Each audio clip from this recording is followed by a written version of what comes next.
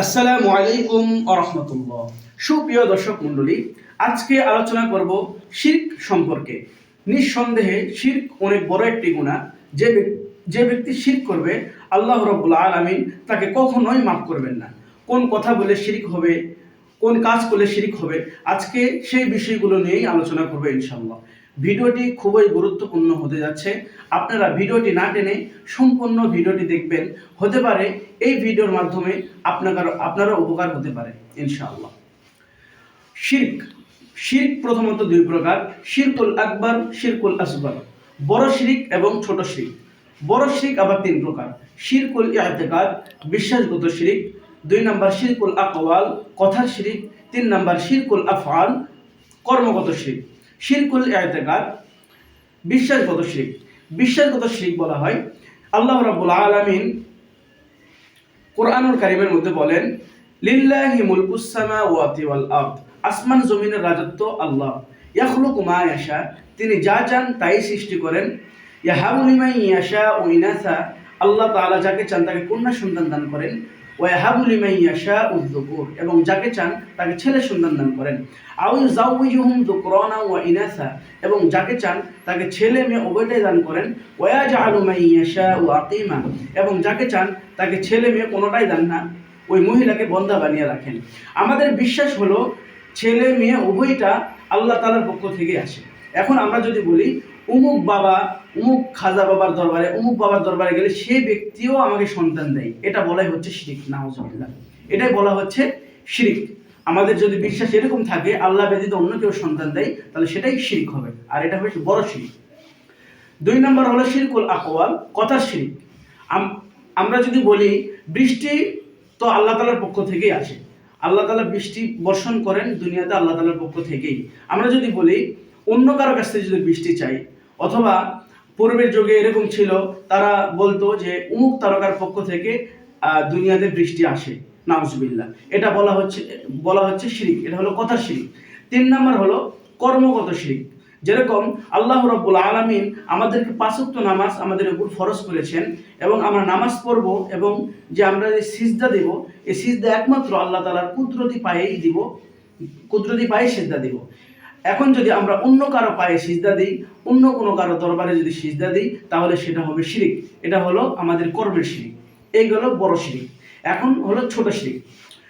নবী করিম সাল্লাল্লাহু আলাইহি ওয়াসাল্লাম সাহাবায়ে কেরামদের বলছেন, আমি দুনিয়া থেকে বিদায় নেওয়ার পরে তোমরা সবচেয়ে বেশি ছোট শিরক করবে, এটা আমার ভয় হয়। সাহাবায়ে কেরামরা জিজ্ঞেস করলো, ইয়া রাসূলুল্লাহ, ছোট শিরক এটা আবার কি? রাসূলুল্লাহ সাল্লাল্লাহু আলাইহি ওয়াসাল্লাম বললেন, শিরকুল খফি, গোপন শিরক। তখন বললেন, এটা আবার কি?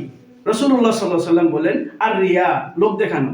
তুমি যদি লোক দেখানো ইবাদত বন্দেগী করো, যেরকম আপনি কোনো ব্যক্তি যদি নামাজ পড়ে, এটি যদি এরকম আমাদের মনের মধ্যে থাকে যে অমুক ব্যক্তি বলবে, আরেক ব্যক্তি বলবে যে কত সুন্দর করে নামাজ পড়তেছে, কত সুন্দর করে ইবাদত করতেছে, এই জিনিসটা যদি আমাদের মধ্যে থাকে, রিয়া, লোক দেখানো, তাহলে এটাই হবে ছোট শিরক। এখন আলোচনা করব জুলুম সম্পর্কে। আল্লাহ রাব্বুল আলামিন সূরা লুকমানের মধ্যে বলেন, ওয়াইদ ক্বালা লুকমানু লিবনিহি ওয়া হুয়া ইয়াইযুহু ইয়া বুনাইয়া লা তুশরিক বিল্লাহ। লোকমান হাকিম তার ছেলেকে নসিহত করতে করতে এক পর্যায়ে বলেন, লা তুশরিক বিল্লাহ, তুমি আল্লাহ তাআলার সাথে শিরক করবে না। ইন্না শিরকা লা যুলমুন আযীম, নিঃসন্দেহে শিরক বড় একটি জুলুম। শিরক হলো বড় একটি জুলুম। ছোট জুলুম, যেরকম আমি যদি অন্যায়ভাবে কাউকে একটা ঘুষি মারি, থাপ্পড় মারি, অথবা কষ্ট দিই, এটা হবে ছোট শিরক, এটা হলো ছোট জুলুম। আর যদি আল্লাহ তাআলার সাথে শিরক করি, তাহলে সেটা হবে বড় জুলুম। আল্লাহ রাব্বুল আলামিন সূরা জুমারের মধ্যে বলেন, ওয়ালাকাদ উহিয়া ইলাইকা ওয়া ইলাল লাযিনা মিন ক্বাবলিক লাইন আশরাকতা লা ইয়াহবাতান্না আমালুকা।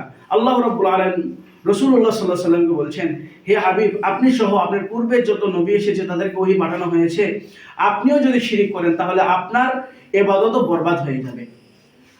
আল্লাহ রাসূল কি শিরক করতে পারে? নাউজুবিল্লাহ, আল্লাহর হাবিব কোনো সময় শিরক করতে পারে না।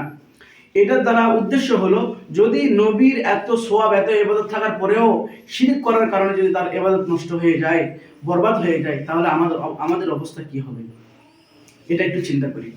আল্লাহ রাব্বুল আলামিন সূরা নিসার মধ্যে বলেন, ইন্নাল্লাহা লা ইয়াগফিরু আন ইউশরাকা বিহি ওয়া ইয়াগফিরু মা দুনা যালিকা লিমান ইয়াশা। আল্লাহ রাব্বুল আলামিন বলেন, শিরকের গুনাহ আমি কখনোই মাফ করব না। আল্লাহ রাব্বুল আলামিন শিরকের গুনাহ কখনোই মাফ করবেন না। শিরকের নিচে যেগুলো গুনাহ আছে আল্লাহ চাইলে সেগুলো মাফ করে দিবেন। সূরা মাইদার মধ্যে আল্লাহ রাব্বুল আলামিন বলেন, ইন্নাহু মান ইউশরিক বিল্লাহ ফাকাদ হারামাল্লাহু আলাইহিল জান্নাহ ওয়া মাওয়াহুন নার। আল্লাহ রাব্বুল আলামিন বলেন, ইন্নাহু মান ইউশরিক বিল্লাহ, যে ব্যক্তি আল্লাহ তাআলার সাথে শিরক করবে, ফাকাদ হারামাল্লাহু আলাইহিল জান্নাহ, আল্লাহ রাব্বুল আলামিন তার জন্য জান্নাত হারাম করে দিবেন। ওয়া মাওয়াহুন নার, এবং তার স্থান হবে জাহান্নামে। নাউযুবিল্লাহ। আপনারা এই ভিডিওটি বেশি বেশি শেয়ার করুন, যেন আপনার এই ভিডিওর এই একটি শেয়ারের মাধ্যমে আমাদের দিনী ভাই ও বোনেরা যেন শিরকের আলোচনা জানতে পারে, শিরক থেকে বেঁচে থাকতে পারে। আল্লাহ রাব্বুল আলামিন আমাদের সবাইকে শিরকের গুনাহ থেকে বেঁচে থাকা তৌফিক দান করুক। সকলেই বলি আমিন। আসসালামু আলাইকুম ওয়া রাহমাতুল্লাহ।